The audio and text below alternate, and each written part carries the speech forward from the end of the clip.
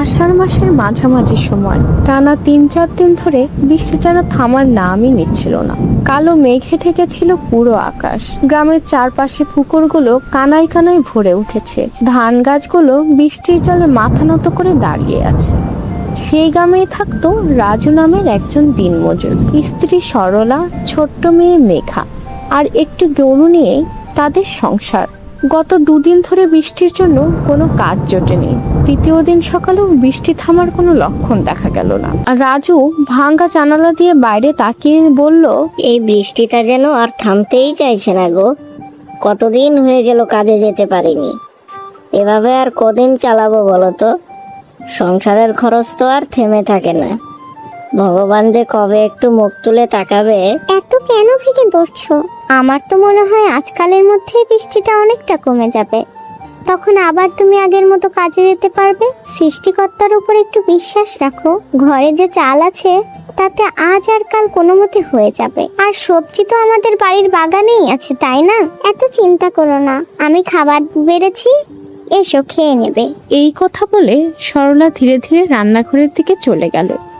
সরলা সবাইকে ভাত আর তরকারি বেড়ে দিল। তারপর 3জন মিলে একসাথে খেতে বসলো। মেঘলা থালের দিকে তাকিয়ে চুপচাপ করে বসেছিল। সরলা সেটা লক্ষ্য করে মেয়ের দিকে তাকিয়ে বলল, কি রে, খাচ্ছিস না কেন? সেই কখন থেকে দেখছি থালের দিকে তাকিয়ে বসে আছিস। দে, আমি ভাতটা মাখিয়ে দিই, তারপর তুই খেয়ে নে। মা, অনেকদিন ধরে শুধু শাক সবজি আর ডালই খেয়ে যাচ্ছি। আজ এই বৃষ্টির দিনে গরম গরম ভাত আর কষা মাংস খেতে খুব ইচ্ছে করছে। আচ্ছা, এখন যা আছে লক্ষ্মী মেয়ের মতো খেয়ে নে। কাল দুপুরে আমি তোর জন্য মাংস রান্না করব। সত্যি মা, কাল মাংস রান্না করবে? হ্যাঁ রে, কাল মাংস রান্না করে দেব, এবার খেয়ে নে। মেঘা খুশি হয়ে খাবার খেয়ে নিল। খাওয়া সেরে সে নিজের ঘরে চলে গেল। মেঘা চলে যেতে রাজু চিন্তিত মুখে জিজ্ঞেস করলো, তুমি যে মেয়েটাকে কথা দিলে, তা কাল লোকে মাংস ভাত খাওয়াবো কিভাবে? ঘরে তো কোনো টাকাই নেই, কাজও নেই। এই বৃষ্টি দেখে তো মনে হচ্ছে না কালও কাজে যেতে পারবো। এত চিন্তা করো না, আমি জানি না কিভাবে কি হবে, কিন্তু কোনো না কোনো একটা উপায় নিশ্চয়ই হবে। বলছি না, ভগবানের প্রতি বিশ্বাস রাখো। তুমি কি কিছু ভেবে রেখেছো নাকি? তোমাকে দেখে তো মনে হচ্ছে তোমার কোনো চিন্তাই নেই।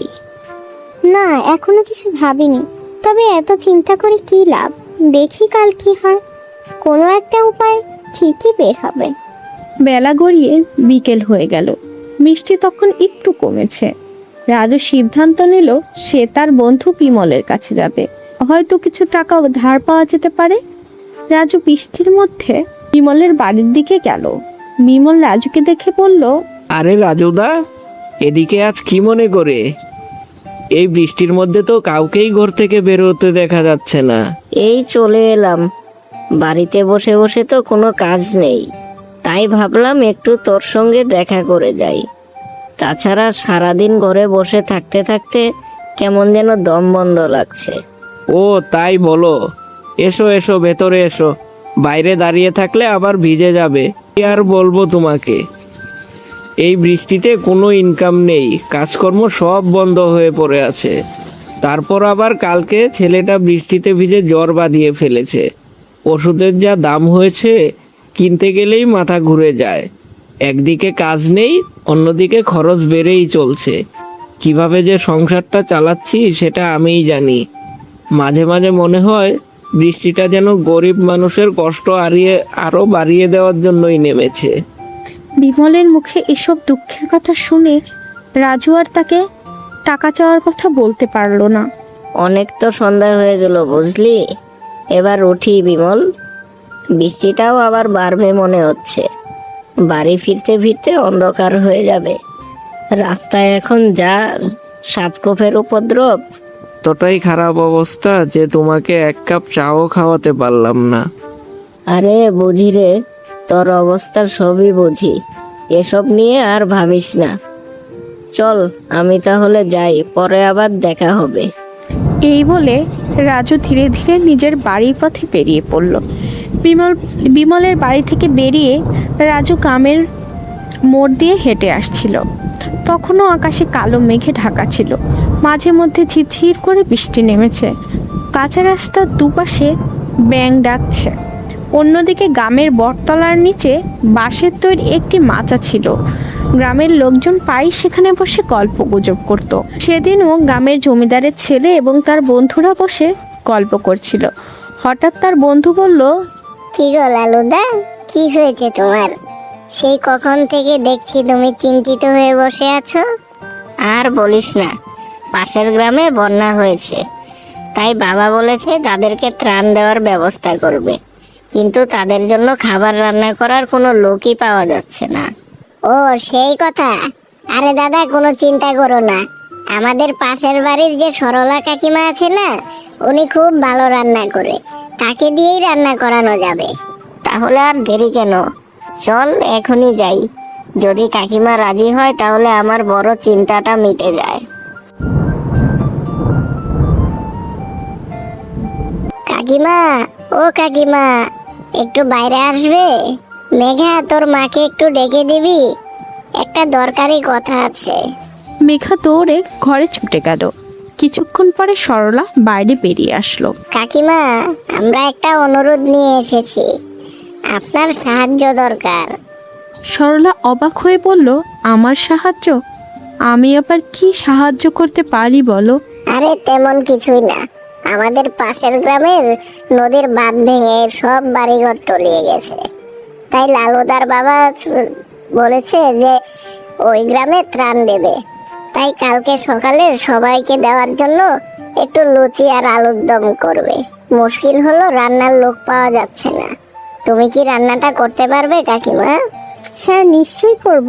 এরকম অসহায় মানুষের পাশে দাঁড়িয়ে যদি একটু সাহায্য করতে পারি তাহলে আমারও খুবই ভালো লাগবে। আমরা 500 মানুষেরই হিসেবে আয়োজন করেছি, এত রান্না আপনি সামলাতে পারবেন তো? তোমরা কোনো চিন্তা করো না বাবা, রাত জেগে হলেও আমি সব রান্না করে রাখবো। ঠিক আছে কাকিমা, আমরা একটু পরে বাজারের সব জিনিসপত্র পৌঁছে দিয়ে যাব, আর কাল সকাল 7টার মধ্যে খাবার নিয়ে চলে যাব। আপাতত 500 টাকা অগ্রিম রাখুন, কাজ শেষ হলে বাকি টাকা দিয়ে দেব।